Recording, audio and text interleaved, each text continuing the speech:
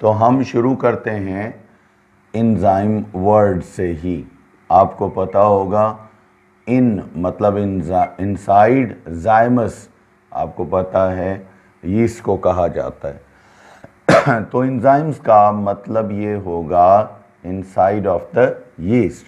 Enzymes basically क्या हैं, यानी हम कह सकते हैं कि enzymes are type of proteins.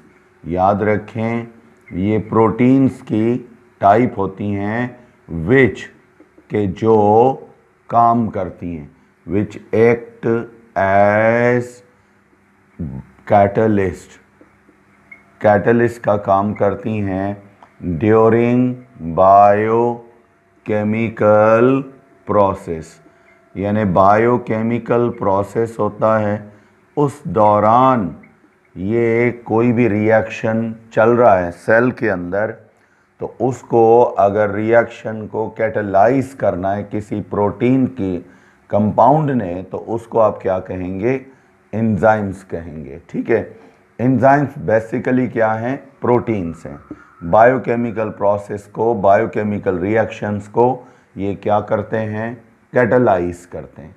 ठीक है, तो पहली चीज़ आपने यहाँ पर एंजाइम्स की पढ़ी कि एंजाइम्स का काम टू कैटलाइज बायोकेमिकल प्रोसेस और बायोकेमिकल रिएक्शंस हैं। अब ये रिएक्शन को कैटलाइज कैसे करते हैं, यानी दे कैटलाइज, ये कैटलाइज करते हैं बायोकेमिकल रिएक्शंस को हमेशा कैटलाइज करते हैं बाय क्या, डिक्रीजिंग। आपको पता है डिक्रीजिंग एनर्जी ऑफ एक्टिवेशन। यानी इनका काम ये है कि एनर्जी ऑफ एक्टिवेशन को कम कर देते हैं, रिड्यूस कर देते हैं, जिससे रिएक्शन का रेट जो होता है वो बढ़ जाता है। यानी रिएक्शन रेट को ये बढ़ाते हैं, पर कैसे बढ़ाते हैं, ये हमेशा एनर्जी ऑफ एक्टिवेशन को रिड्यूस करते हैं। उसके बाद अगर हम इनकी और प्रॉपर्टीज़ को देखें तो हमें पता चलेगा कि एंजाइम्स जो हैं ये नॉर्मल टेम्परेचर पे फंक्शंस करते हैं, नॉर्मल कंडीशन में फंक्शन करते हैं, और आम तौर पर कहा जाता है कि एंजाइम्स जो हैं वो नॉर्मल टेम्परेचर पे बहुत कम एनर्जी को यूटिलाइज करते हैं और ये रिएक्शन को क्या करते हैं, कैरी आउट करते हैं। यानी आप कह सकते हैं कि enzymes work at lower energy consumption. याद रखिएगा, ये हमेशा काम करेंगे और एनर्जी जो यूज़ करेंगे बहुत ही कम एनर्जी यूज़ करेंगे, यूटिलाइज करेंगे। और इस तरह भी है कि दे आर रिक्वायर्ड, इनको खुद, ज़ाहिर है कोई भी कैटलिस्ट होता है तो वो जब काम करता है तो उसके लिए हमें क्या चाहिए, उसके लिए कुछ ना कुछ एनर्जी उसको खुद को चाहिए चलाने के लिए। तो इनको एनर्जी, बाकी कैटलिस्ट भी एनर्जी यूज़ करते हैं, लेकिन ये भी एनर्जी यूज़ करते हैं, ऐसे नहीं करते हैं, ये एनर्जी यूज़ करते हैं, पर इनको एनर्जी बाकी कैटलिस्ट के मुकाबले में क्या चाहिए, बहुत कम चाहिए। They are required very less या low amount for their maximum activity. यानी ये अपनी मैक्सिमम एक्टिविटी, अपना मैक्सिमम जो है कैटलिस्ट का कैरेक्टर कब शो करते हैं, ये बहुत ही कम एनर्जी यूटिलाइज करते हैं और अपना रिएक्शन जाहिर करते हैं। इनमें ये भी याद रखिएगा, एंजाइम्स का जनरल कंसेप्ट जो है वो यही है कि एंजाइम जब भी बनेंगे, इसके मैं आपको कुछ एग्जांपल्स भी बताऊंगा। सबसे पहले याद रखिएगा कि एंजाइम्स जो हैं ये बनते कहाँ पर हैं। एंजाइम्स आर सिंथेसाइज्ड, यानी ये प्रिपेयर होंगे, प्रोड्यूस होंगे इनसाइड ऑफ ए सेल। और आपको पता है बायोकेमिकल प्रोसेस में जो सेल होता है उस सेल के अंदर ये बनते हैं और दे आर रिक्वायर्ड, और जिस सेल में ये बन गए उसी के अंदर they are required to cells for all biological process और रिएक्शंस। ये इस तरह नहीं है कि ये एंजाइम्स जो हैं ये बायोलॉजिकल रिक्वायरमेंट प्रोसेस में चाहिए, रिएक्शन के लिए सेल्स को जब चाहिए होते हैं तब ये एक्टिवेट होते हैं, वरना ये सेल्स के अंदर रहेंगे, सेल में डायरेक्ट कोई भी रिएक्शन का प्रोसेस ये नहीं करेंगे, ये सिर्फ स्टोर्ड रहेंगे। बन गए जब तक अब ये कोई रिएक्शन में इनकी ज़रूरत नहीं है तब तक ये पड़े रहेंगे और कोई रिएक्शन खुद नहीं करेंगे। बन गए, स्टोर हो जाते हैं, ठीक है। और ये तब एक्टिवेट होते हैं जब सेल में किसी रिएक्शन में इनको बतौर कैटलिस्ट काम करना होता है, तब ये एक्टिवेट होते हैं। एंजाइम्स जो हैं ये आम तौर पर मतलब ये एक्टिवेट होते हैं फिर ये काम करते हैं। और एंजाइम्स का याद रखिएगा ये उसूल है कि all enzymes after a reaction, एक रिएक्शन के बाद, एक रिएक्शन हो गया, प्रोसेस हो गया, after a reaction which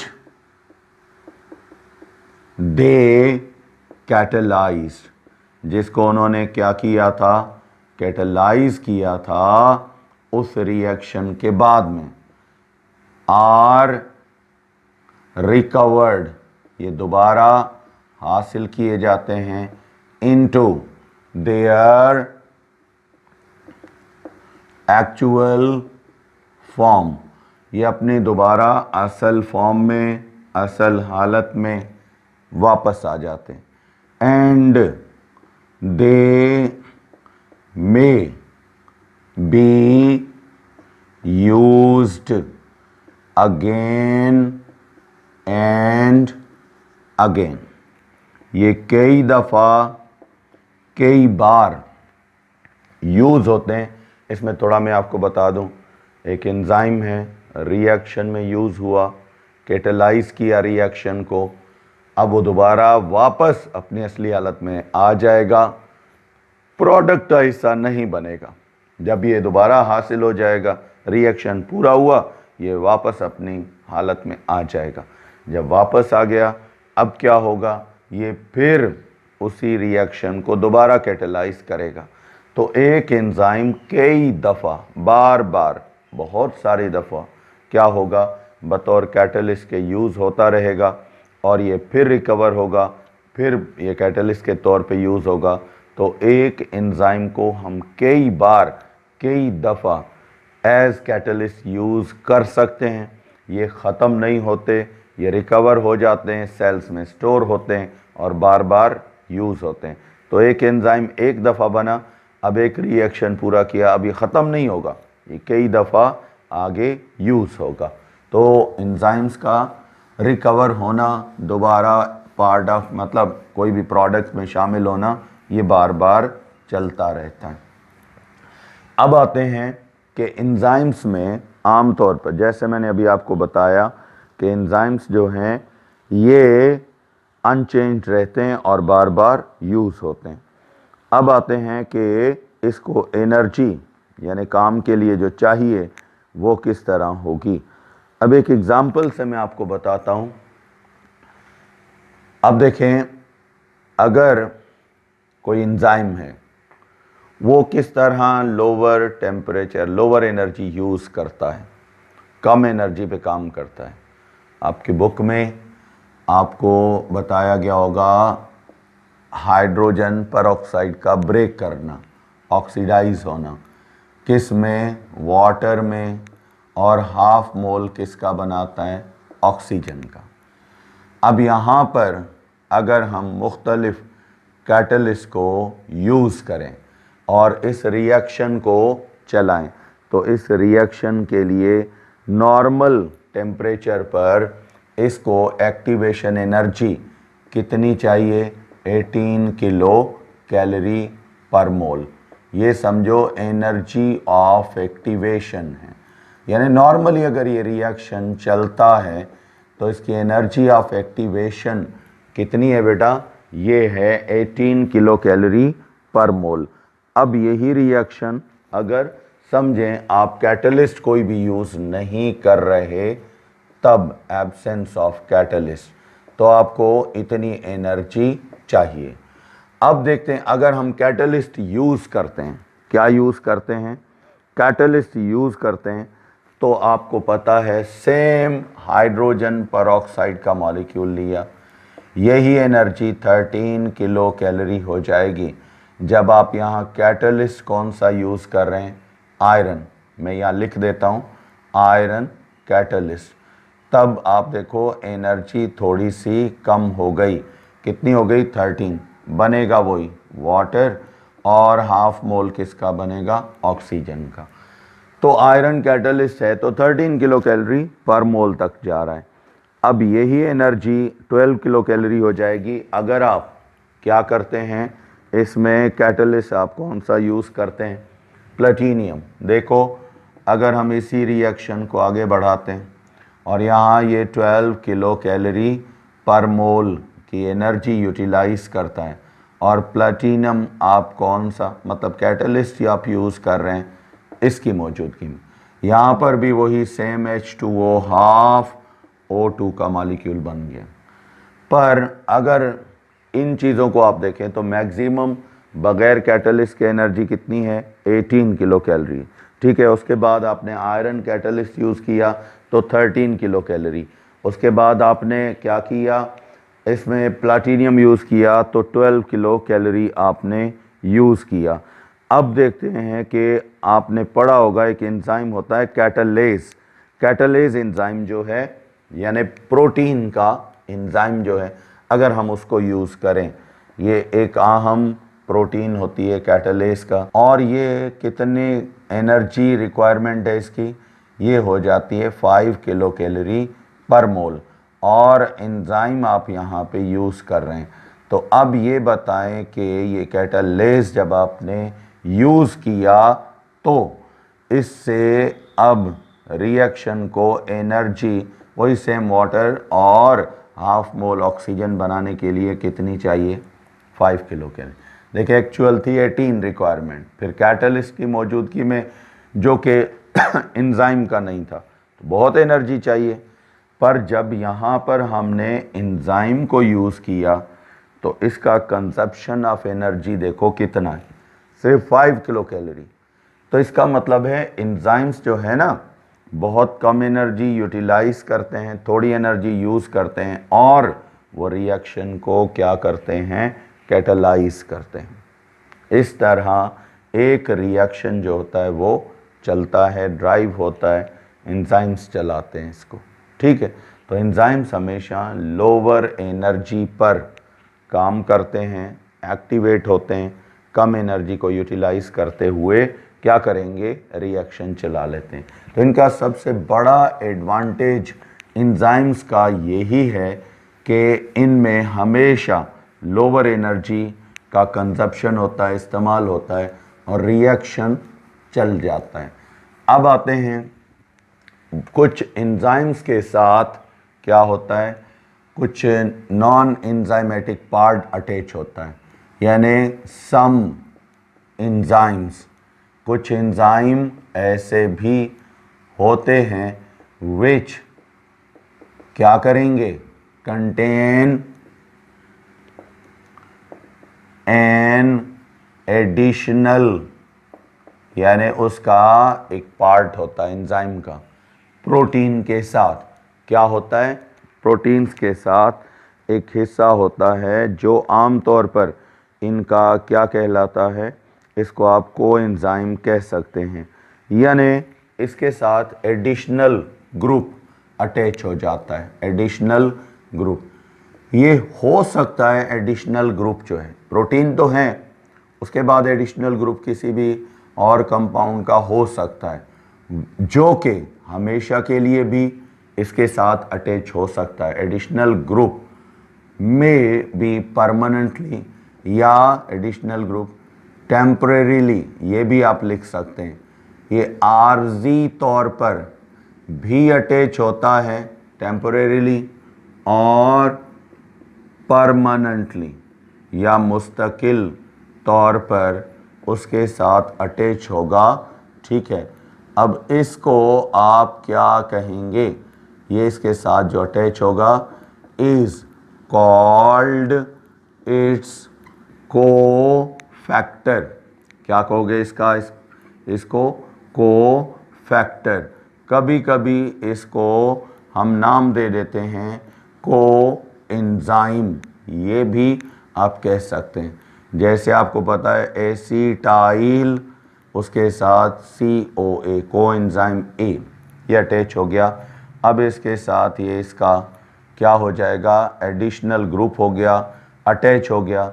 means her enzyme में ऐसे नहीं होता, कुछ एंजाइम्स में ये पॉसिबल है कि उसके साथ क्या अटैच हो जाए, नॉन प्रोटीनियस मैटर हो, वो उसके साथ अटैच हो जाए कुछ वक्त के लिए या मुस्तकिल तौर पर, और उसको एक्टिवेट रखे, एंजाइम की एक्टिविटी को भी बढ़ाए, एंजाइम के साथ मिलकर काम करे, तो फिर ऐसे आम तौर पर एडिशनल ग्रुप को क्या कहोगे, कोफैक्टर या कोएंजाइम, यानी एंजाइम का एडिशनल ग्रुप या कोफैक्टर, ठीक है। अब आते हैं एंजाइम्स की एक और प्रॉपर्टी की तरफ। आपको पता है कुछ एंजाइम ऐसे भी होते हैं जो एक ही तरह का रिएक्शन कर सकते हैं, मतलब काफ़ी सारे एंजाइम हैं जो सिर्फ और सिर्फ क्या कर सकते हैं, एक ही सबस्ट्रेट के साथ अमल करते हैं, उसके अंदर ऑक्सीडेशन कर सकते हैं। तो वो एंजाइम जो एक ही सब्सटेंस, यानी हमने लिया अमाइनो एसिड लिया, अब अमाइनो एसिड की पॉलीमराइजेशन हुई, वहाँ कैटलिस्ट यूज़ किया आपने, एक कैटलिस्ट आपने यूज़ किया, पॉलीमराइजेशन हो गई, अब उसकी जगह आप दूसरा एंजाइम उठा लेते हैं, वो उसको कैटलाइज करता है, तब भी समझें वो सेम प्रोसेस कर रहा है, पॉलीमराइजेशन कर रहा है। फिर तीसरा एंजाइम, यानी कई एंजाइम हैं जो अमाइनो एसिड की पॉलीमराइजेशन कर सकते हैं।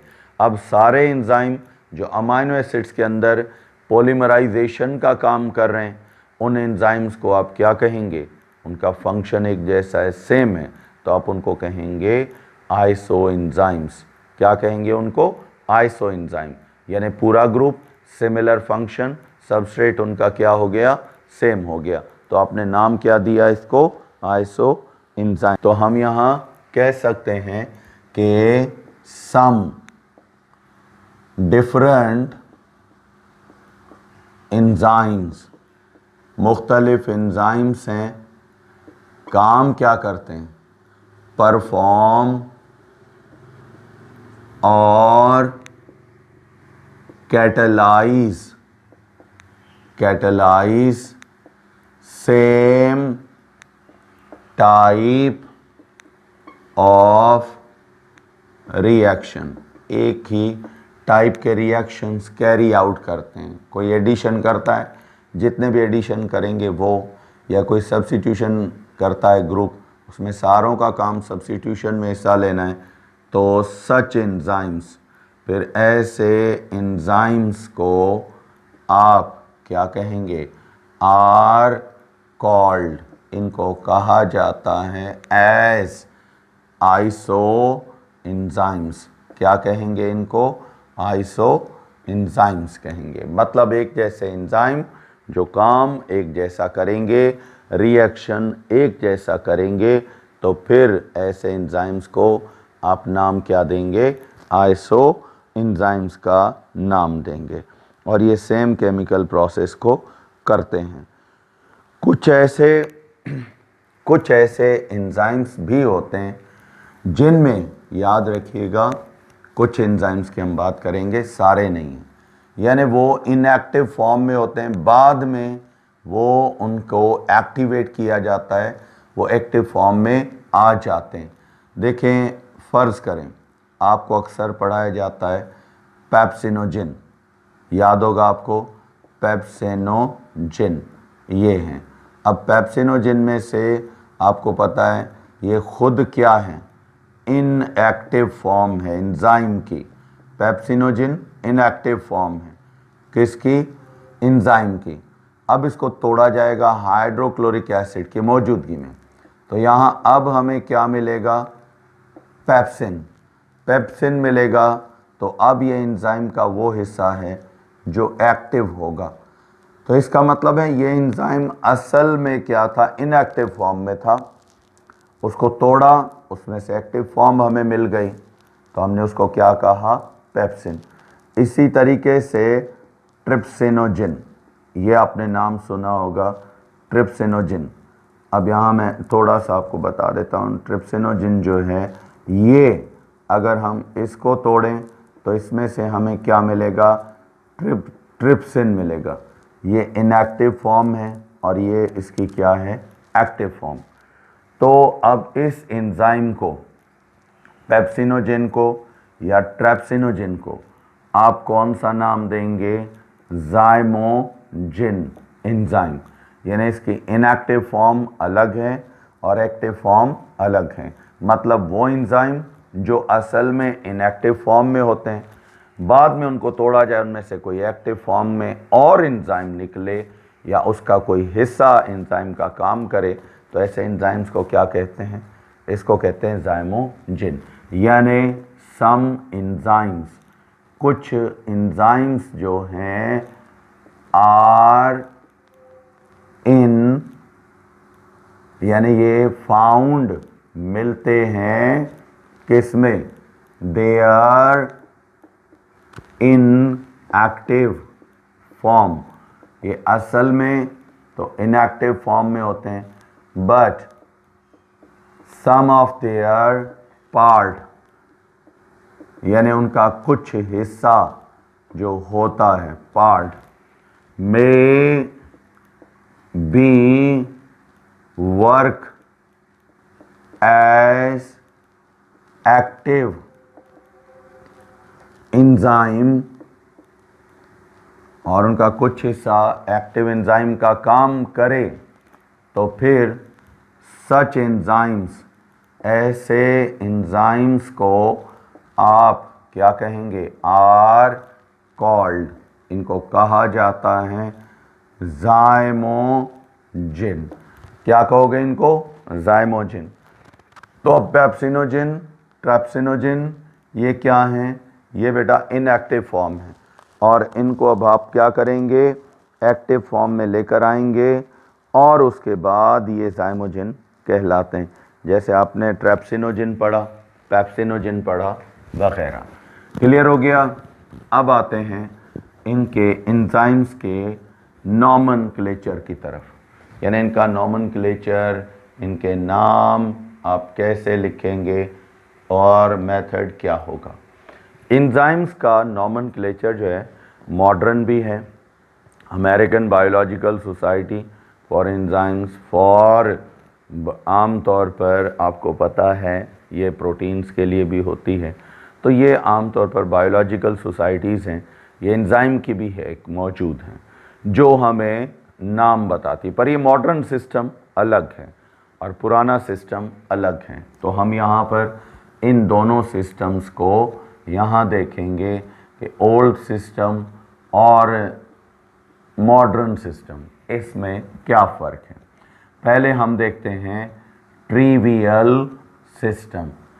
ट्रिवियल सिस्टम में फ़र्ज़ करें आपने यहाँ पर यूरिया NH2 लिया और इस यूरिया का ब्रेकडाउन करता है कोई कंपाउंड, और यहाँ पर ये क्या बनाता है, ये अमाइनो ग्रुप बनाता है, कार्बन मोनोऑक्साइड बनाता है। ये वैसे ये रिएक्शन डायरेक्टली इस तरह नहीं होता, प्रोसेस होते हैं, हाइड्रोजन भी बनती है, नाइट्रोजन बेसिस भी बनते हैं। हम एक सिंपल एग्जांपल ले रहे हैं। अब समझें यूरिया को इसने ब्रेक किया एंजाइम ने। अब एंजाइम जिस चीज़ पर अटैक करता है, जिस चीज़ पर अटैक करता है वो एंजाइम का क्या कहलाता है, सबस्ट्रेट कहलाता है। क्या कहलाता है, सबस्ट्रेट। तो आपने एंजाइम जो यूज़ किया वो उसका जो सबस्ट्रेट था उसी का नाम आप यहाँ उठाएंगे। भाई सबस्ट्रेट कौन सा था, यूरिया, ठीक है। अब इसके साथ उसने अमल किया, तोड़ा उसको, कोई भी रिएक्शन किया, तो पुराना सिस्टम क्या कहता है, अब इसके साथ नाम में आप क्या मिला दें, ASE मिला दें। तो अब ये नाम क्या हो जाएगा, यूरेस। क्या नाम हो जाएगा, यूरेस, क्योंकि ये वो एंजाइम है, एंजाइम यूरेस आप इसको कहेंगे। आप यूरेस क्यों कह रहे हैं, क्योंकि इसका सबस्ट्रेट जो है वो कौन सा है, यूरिया है। तो यहाँ मेथड आपको पता चला, ये मिटाऊँ मैं, आपको थोड़ा सा कंफर्म हो गया कि यहाँ कॉमन सिस्टम में सबस्ट्रेट मॉलिक्यूल का नाम, सबस्ट्रेट नेम ये उठा लें, उसके साथ क्या करें, अक्सर अगर एंड में ई है वो माइनस कर दें, ASE लगा दें। तो अब ये जो है एंजाइम का क्या होगा, नाम हो जाएगा, एंजाइम नेम हो जाएगा। जैसे आपने सुना लैक्टोज, अगर OAC है तो हटा दें, ठीक है, OAC। अगर सिर्फ सिंपली है तब OSE, क्योंकि हमारा यहाँ पर एक्सटेंशन कौन सा है, AAC है। तो लैक्टोज OAC, AAC तो नहीं लगाएंगे, सेम है, इसको हटा दें। अब यहाँ पर आप क्या करें, इसके साथ यानी माइनस OAC प्लस क्या कर दें, ASE। तो अब नाम क्या हो जाएगा इस एंजाइम का, लैक्टेज। क्या नाम हो जाएगा, लैक्टेज। यानी इसने किस पे अमल किया, लैक्टोज पे, तोड़ा इसको, ब्रेक किया किस में, किसी और कंपाउंड में। तो जिसने सबस्ट्रेट को तोड़ा और उसके साथ अमल किया, तो फिर इसको उसी सबस्ट्रेट के नाम के साथ आखिरी 3 या 2 लेटर हटा दें और ASE लगा दें। तो ये इस तरह एंजाइम का नाम पुराने सिस्टम में रखा जाता था। लेकिन प्रॉब्लम क्या हुआ, प्रॉब्लम ये आया कि इस तरह करने से, अब देखें क्या लैक्टोज जो है, मैं आपको एक सिंपल एग्जांपल देता हूँ, क्या लैक्टोज एक रिएक्शन करता है, आपसे अगर पूछें आप बताएंगे क्या ये एक रिएक्शन करता है, यानी लैक्टोज में अंडरगो ऑक्सीडेशन, ऑक्सीडेशन भी इसकी होती है। उसके बाद जो है नंबर 2 हाइड्रोलाइसिस भी इसके अंदर होता है, ठीक है। उसके बाद पॉलीमराइजेशन भी इसके अंदर होती है, ठीक है। अब सिंपल एग्जांपल ये ले लेते हैं, इसके अंदर रिडक्शन भी होती है। अब ये बताएं कि अगर हम ये कहें क्या इसका पॉलीमराइजेशन का, इसके एडिशन का, इसके रिडक्शन का और इसके हाइड्रोलाइसिस का सेम एंजाइम होगा जो कैटलिस्ट का काम करेगा, ऐसे नहीं है। यहाँ डिफरेंट एंजाइम्स आएंगे, क्या आएंगे, डिफरेंट एंजाइम्स होंगे, हर रिएक्शन का अलग अलग एंजाइम होगा। अब सबको आप लैक्टेज कह दें तो फिर आपसे पूछेंगे बेटा लैक्टोज का हाइड्रोलाइसिस का कैटलिस्ट कौन सा है, पॉलीमराइजेशन का कैटलिस्ट कौन सा है, रिडक्शन का कैटलिस्ट कौन सा है, तो शायद हम नहीं बता पाएंगे। क्यों, सारे अलग अलग हैं, सबको एक नाम दे दें तो स्ट्रक्चर का फिर कैसे मालूम करेंगे। तो ये सबसे बड़ा क्या था, इसका डिसएडवांटेज था। इस ओल्ड सिस्टम का अगर आपसे कोई कहे कि डिसएडवांटेज कौन सा है, तो आप कह सकते हैं कि एक ही है कि अगर हम सारे एंजाइम जो एक सबस्ट्रेट रखते हैं, रिएक्शन करते हैं, तो फिर उनके नामों के साथ एक ही अगर वर्ड लगाएंगे तो शायद हम आइडेंटिफाई नहीं कर पाएंगे। तो इसलिए ये सिस्टम फेल हो गया। ख़त्म तो नहीं हुआ, ये चलता था, ये चलाया जाता था। लेकिन यहाँ एक चीज़ थी, उनके मतलब इन ट्रिवियल सिस्टम, पुराने सिस्टम में कुछ एंजाइम के नाम नहीं बदले जाते थे। ट्रिवियल सिस्टम, मॉडर्न सिस्टम में भी ये था और है, अभी भी है। In trivial system the names of protein hydrolysing enzyme, वो एंजाइम जो क्या करते हैं, प्रोटीन को तोड़ते हैं। हाइड्रोलाइजिंग एंजाइम्स जो थे, जो प्रोटीन्स को तोड़ते थे, उनके लिए ये क्या कहता है, आर रिटेन्ड, यानी उन नामों को चेंज नहीं किया जाएगा। कौन से नामों को, जो एंजाइम प्रोटीन्स को तोड़ते हैं। और ये कहाँ पर होते हैं, जैसे आपको पता है, सच एस, अगर हम एग्जाम्पल लें तो आपको पता है पेप्सिन, ये आपको पता है कहाँ होती है, स्टमक में। स्टमक के अंदर ये प्रोटीन होती है, स्टमक के अंदर मौजूद होती है। और उसके बाद ट्रिप्सिन, ट्रिप्सिन आपको पता है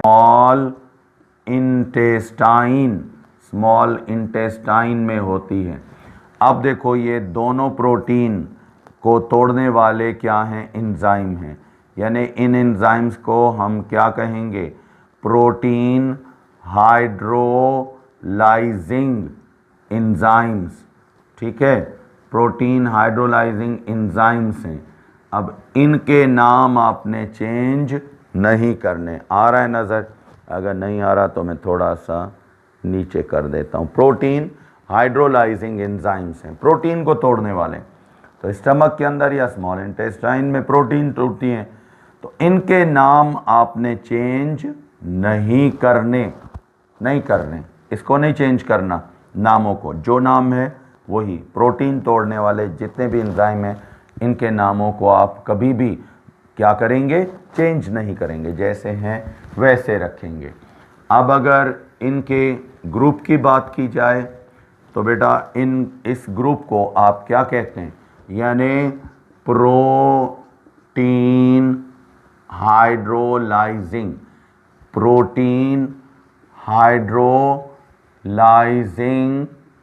एंजाइम ग्रुप, जो एंजाइम का क्या है, ग्रुप है, इज कॉल्ड प्रोटीसिस। इसको आप आम तौर पर क्या कहते हैं, प्रोटीसिस कहते हैं।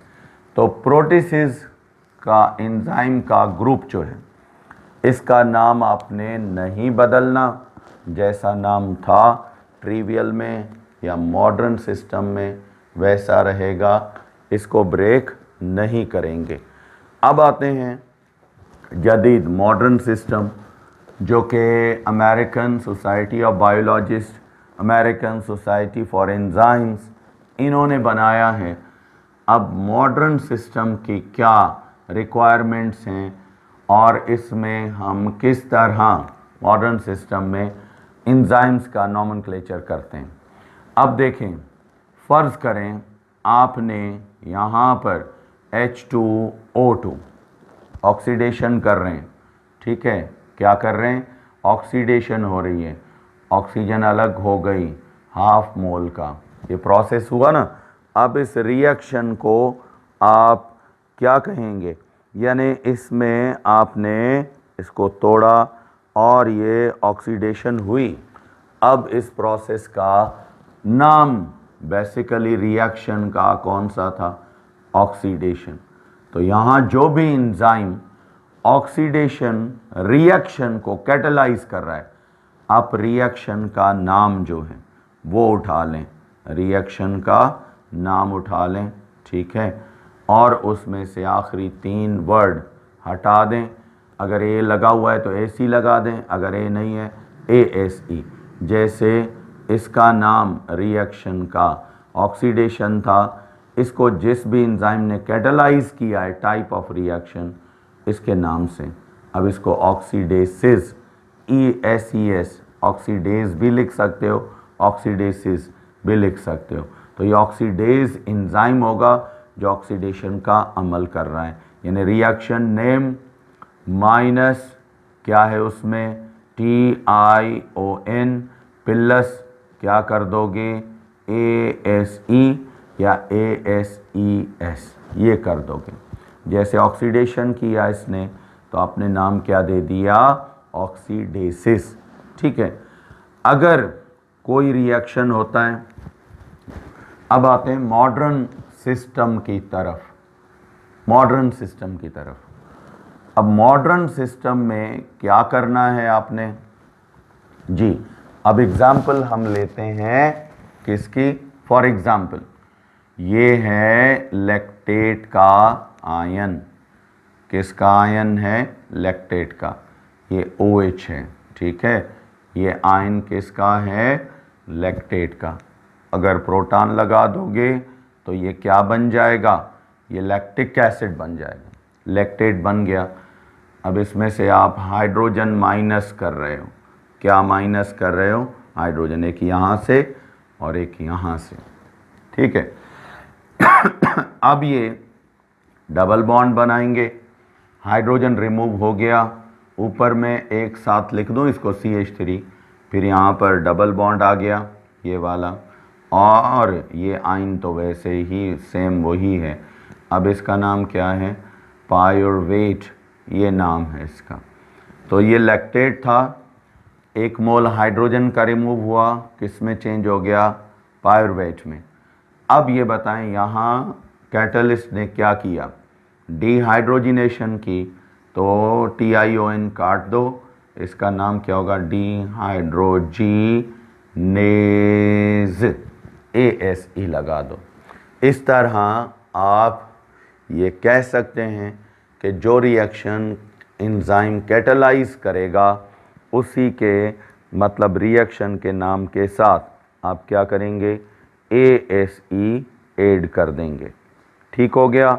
अब आते हैं बेटा इस तरीके से, अगर ऑक्सीडेशन करेगा ऑक्सीडेसिस, ग्रुप चेंज करेगा ट्रांसफरेज, ट्रांसफरेसिस भी कह सकते हो, कहीं SES भी ऐड किया जाता है, मैंने अभी आपको बताया, कर सकते हैं, ठीक हो गया।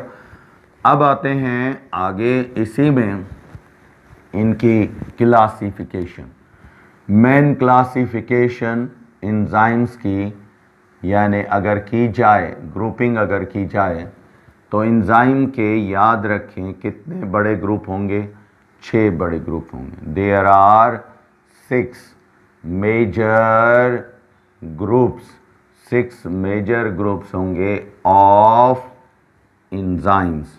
एंजाइम्स के 6 बड़े ग्रुप बनाए जाते हैं और ये अपने रिएक्शन के हिसाब से बनाए जाते हैं।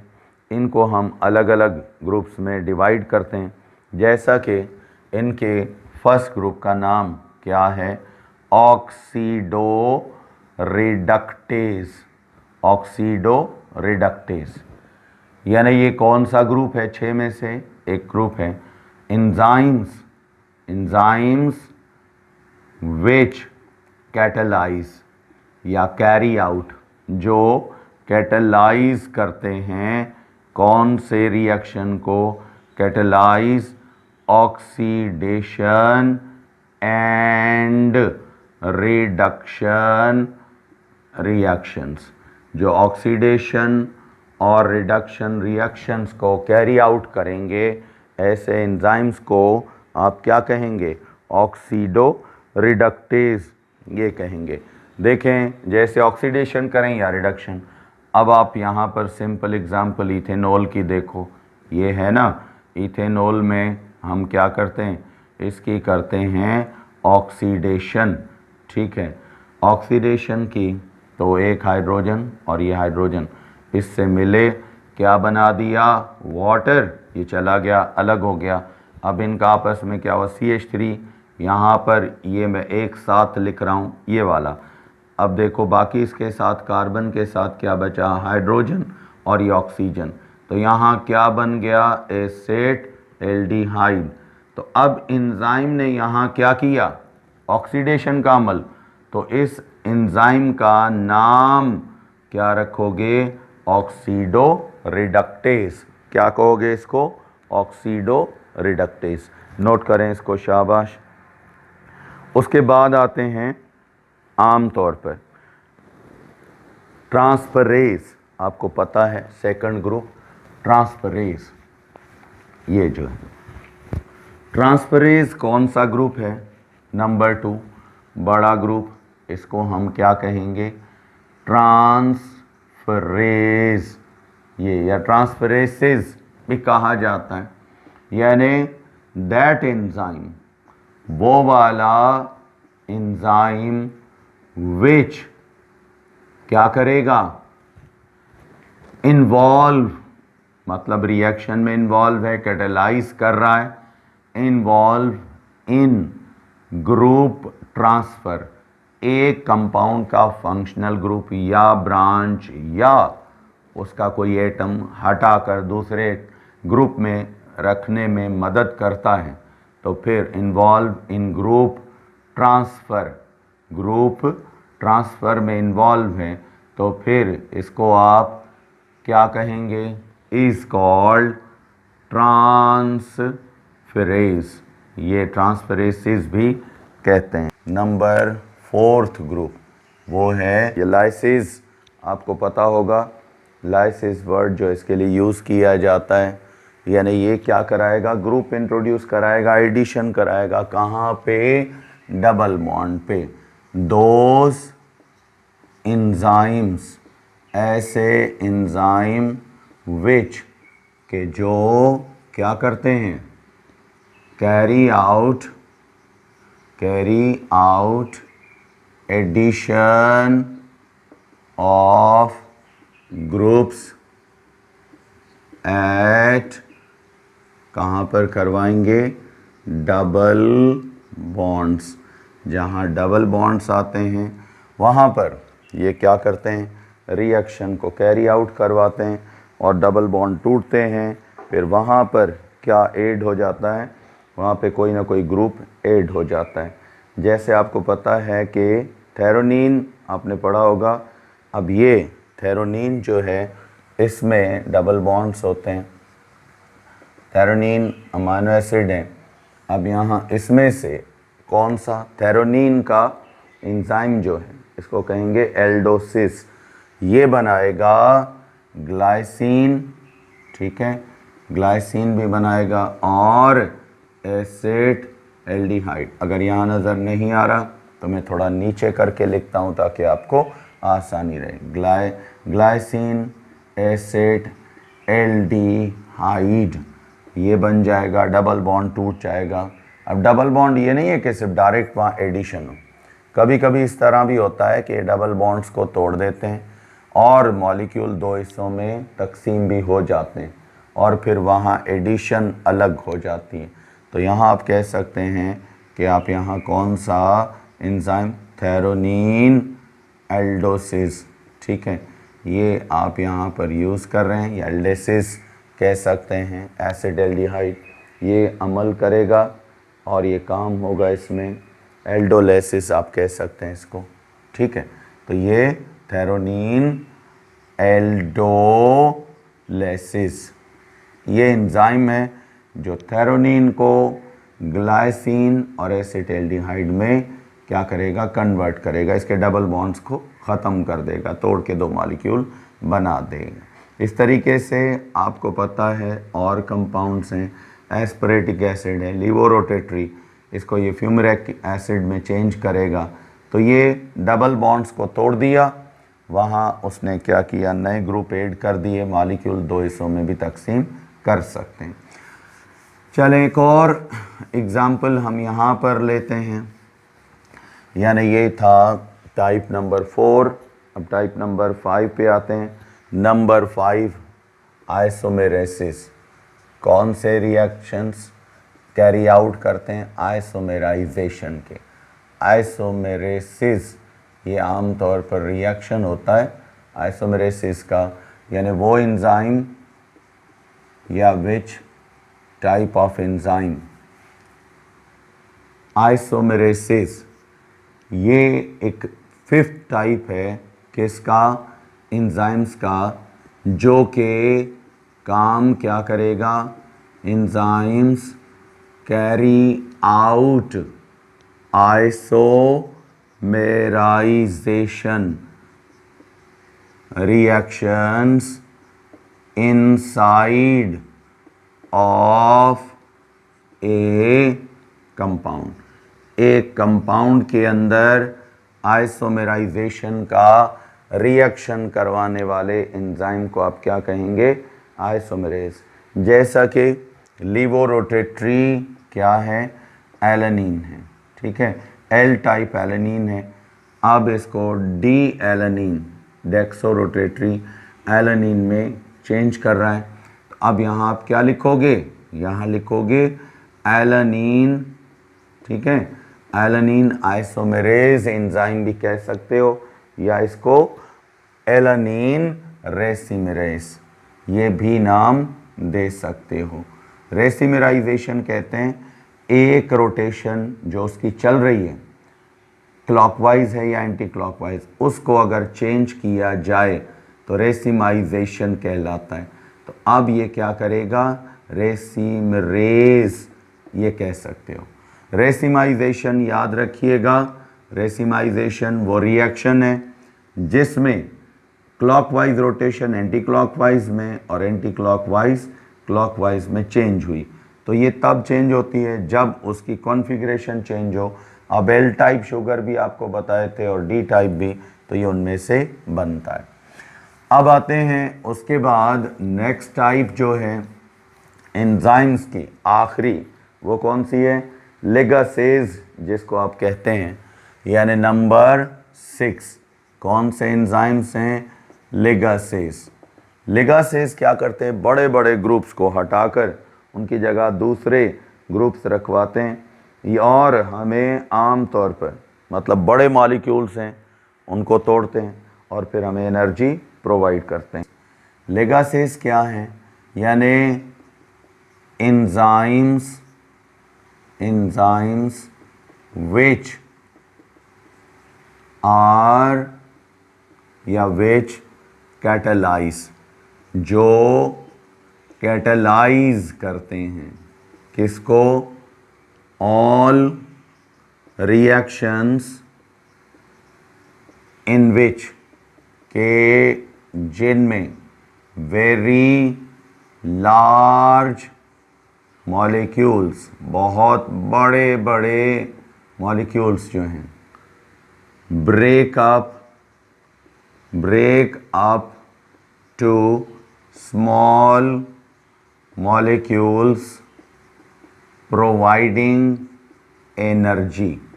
यानी इनका काम कौन सा होता है कि बड़े बड़े मॉलिक्यूल्स हैं, टूटकर छोटे मॉलिक्यूल्स में चेंज होते हैं, और जब ये चेंज होते हैं तो ये प्रोवाइड क्या करते हैं, हमें एनर्जी प्रोवाइड करते हैं।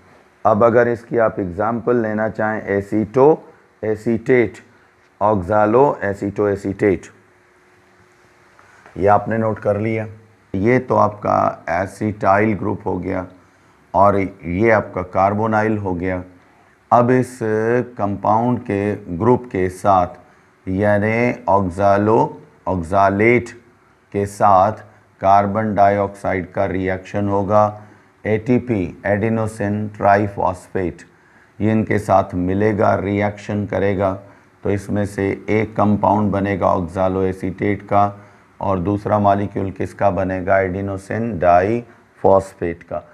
यहाँ पर मेन मकसद ये है, बड़ा मॉलिक्यूल है एटीपी, आपको पता है ये एनर्जी प्रोवाइडिंग क्या है मॉलिक्यूल है। जब ये टूटता है कार्बन डाइऑक्साइड और एसीटेट आइंस के साथ या आमतौर पर कौन से एसिटाइल आइंस के साथ इसकी डीकार्बोक्सिलेशन होती है, तो उसके बाद ये छोटे मॉलिक्यूल इन एडिनोसिन ट्राइफॉस्फेट में चेंज होता है और ये आइंस कंबाइन हो जाते हैं। इसमें इसका एक फॉस्फेट का आइन यहाँ पर आ जाता है इसमें, तो ऑक्सालोएसीटेट बन जाता है और एडिनोसिन डाइफॉस्फेट। यहाँ पर आपको बेसिकली क्या मिलती है, एनर्जी मिलती है। तो फिर इस एंजाइम को जिसने बड़े मॉलिक्यूल्स को और मॉलिक्यूल्स के साथ रिएक्शन करवाकर थोड़ा छोटे मॉलिक्यूल में चेंज किया, साथ में एनर्जी प्रोवाइड की, तो ऐसे एंजाइम्स को आप क्या कहेंगे, लिगासेस कहेंगे। तो ये टोटल 6 बेटा इसके अहम टाइप्स हैं, एंजाइम्स के बेसिक टाइप्स हैं कि जिनके ज़रिए आप कह सकते हैं वो कैटलाइज करते हैं डिफरेंट रिएक्शंस को और इनसे एंजाइमेटिक एक्टिविटी इनकी अलग अलग रिएक्शन में अलग होती है। अब आते हैं फैक्टर्स की तरफ, यानी प्रॉपर्टीज़ एंजाइम्स की क्या होती हैं।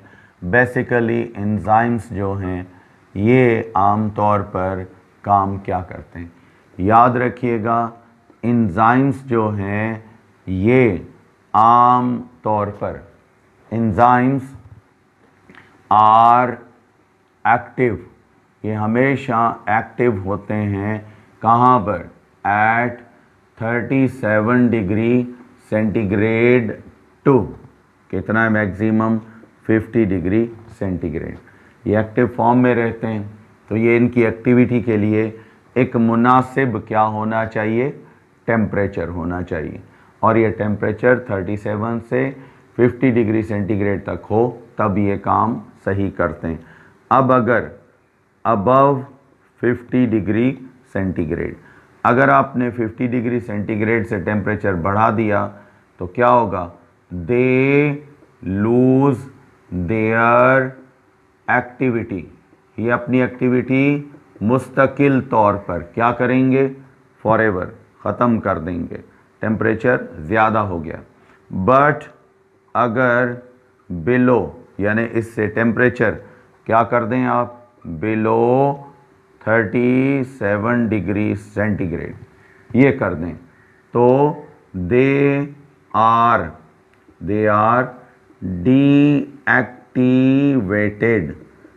डीएक्टिवेटेड हो जाते हैं टेम्परेरी, ये अपनी आर्जी तौर पर एक्टिविटी खो देते हैं, एंड मे बी रीएक्टिवेटेड, ये दोबारा रीएक्टिवेटेड हो जाते हैं कब, एट हायर टेम्परेचर फिर बढ़ा दें तो ये दोबारा रेस्टोर हो जाते हैं, अपनी एक्टिविटी दोबारा बना लेते हैं।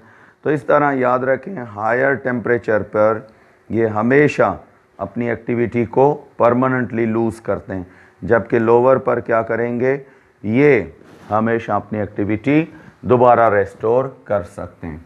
उसके बाद एंजाइम्स को जब भी स्टोर किया जाए काफ़ी वक्त तक उनको सॉल्यूशन फॉर्म में ना रखा जाए, अगर रखा जाएगा तो एंजाइम्स क्या करेंगे, यानी enzymes if kept for long time, काफ़ी वक्त रख दिया इन ए सॉल्यूशन, किसी सॉल्यूशन में, तो फिर याद रखें दे लूज देयर एक्टिविटी, यहाँ पर भी ये अपनी एक्टिविटी परमानेंटली क्या कर देंगे, खो देंगे।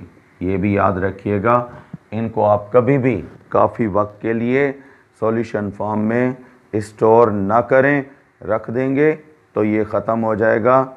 उसके बाद आम तौर पर यानी एंजाइम्स के साथ वो अमल जो डायरेक्ट इनके साथ रिएक्शन करता है या कोएगुलेशन, तो उससे भी इनकी एक्टिविटी ख़त्म हो जाती है।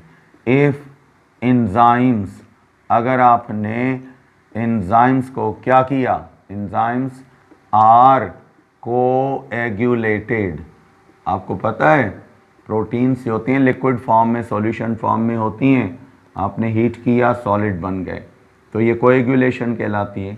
तो आपने कोएगुलेटेड कर दिया, enzymes are coagulated, may lose, यहाँ पर भी वो क्या करेंगे, लूज देयर एक्टिविटी, एक्टिविटी को लूज कर देंगे परमानेंटली, मुस्तकिल तौर पर लूज कर देंगे। कोएगुलेशन, हीट करना, ठीक है। और उसके बाद इफ़ दे आर ट्रीटेड, अगर इनका रिएक्शन करवाया गया किसके साथ, विथ एसिड्स और बेसिस, बेसिस के साथ, फिर क्या होगा, दे ऑल्सो लूज, ये एसिडिक सॉल्यूशन, बेसिक सॉल्यूशन, इनकी एक्टिविटी को क्या कर देंगे, लूज देयर एक्टिविटी परमानेंटली। यहाँ पर भी इनकी एक्टिविटी मुस्तकिल तौर पर क्या हो जाएगी, ख़त्म हो जाएगी। उसके बाद अगर हम इनको, एंजाइम को प्रोटीनियस मैटर यानी इनको रख देते हैं, तो फिर ये आम तौर पर सॉल्यूशंस में अपनी एक्टिविटी को ख़त्म कर देते हैं। दूसरा ये है कि अगर एंजाइम्स का फुल आपने उनको एक्टिव देखना है तो उनका सबस्ट्रेट प्रॉपर हो, सबस्ट्रेट प्रॉपर नहीं होगा तो फिर क्या होगा, ये अपनी एक्टिविटी खो सकते हैं। इफ़ एन एंजाइम, अगर कोई एंजाइम है, इज़ यूज्ड फॉर इनएप्रोप्रिएट, माना उसका वो सबस्ट्रेट ही नहीं, याद रखें सबस्ट्रेट उसी का होना चाहिए जिस पे उसने एक्शन करना है, जिसके साथ उसका एक्शन ही नहीं है वो ना रखें। एप्रोप्रिएट, इनएप्रोप्रिएट आपने क्या किया, कोई सबस्ट्रेट दे दिया, तो फिर क्या होगा, दिस सबस्ट्रेट कुड लूज, यानी ये क्या करेगा, लूज कर देगा एंजाइम एक्टिविटी, एंजाइम की एक्टिविटी को ख़त्म कर देगा फॉर एवर, ये भी हो जाएगा। वो ख़त्म हो जाएगा क्योंकि उसका प्रॉपर सबस्ट्रेट ही नहीं था, वो हाइड्रोलाइसिस करता था, आपने उसको ऑक्सीडेशन वाले सबस्ट्रेट के साथ मिला दिया, तो यहाँ भी एंजाइम अपनी एक्टिविटी परमानेंटली क्या करेगा, खो देगा। उसके बाद एंजाइम्स जो हैं ये एक मखसूस पीएच पे काम करते हैं, ठीक है। हर एंजाइम को वही पीएच वाला सॉल्यूशन अगर मिलेगा तो फिर ये प्रॉपर काम करेगा। अगर इसको आपने क्या किया, इम्प्रॉपर आपने क्या दे दिया, पीएच अब सॉल्यूशन दे दिया, फ़र्ज़ करें वो बेसिक पीएच पे काम करता है, आपने एसिडिक पीएच उसको दे दिया, एसिडिक सॉल्यूशन में डाल दिया, तब भी वो एंजाइम क्या करेगा, अपनी एक्टिविटी लूज कर देगा। एंजाइम्स आर एक्टिव, ये एक्टिव होते हैं एट पर्टिकुलर, एक मखसूस किस पर, पीएच पर, ठीक है। If the proper pH of enzyme solution is not maintained, अगर इसको ना मेंटेन किया गया तब क्या होगा, they may lose their activity forever, ये अपनी एक्टिविटी हमेशा के लिए खो देंगे। तो बच्चों ये थे एंजाइम्स के कुछ अहम फैक्टर, अहम पॉइंट्स, अहम बातें, एंजाइम्स क्या हैं, ग्रुप्स कौन से हैं, कैरेक्टर्स कौन से हैं, प्रॉपर्टीज़ कौन सी हैं इनकी, और इस तरीके से यहाँ पर आज आपका लेक्चर यहाँ ख़त्म हो गया। एंजाइम्स कंप्लीट हो गया आपके। अब नेक्स्ट टाइम हम शुरू करेंगे वाइटामिन्स से। वाइटामिन्स क्या हैं, इनके कौन से कैरेक्टर हैं, और ये वाइटामिन्स का बेसिक एक्शन और प्रॉपर्टीज़ क्या होंगी। तब तक आप इजाज़त देंगे। अल्लाह हाफ़िज़।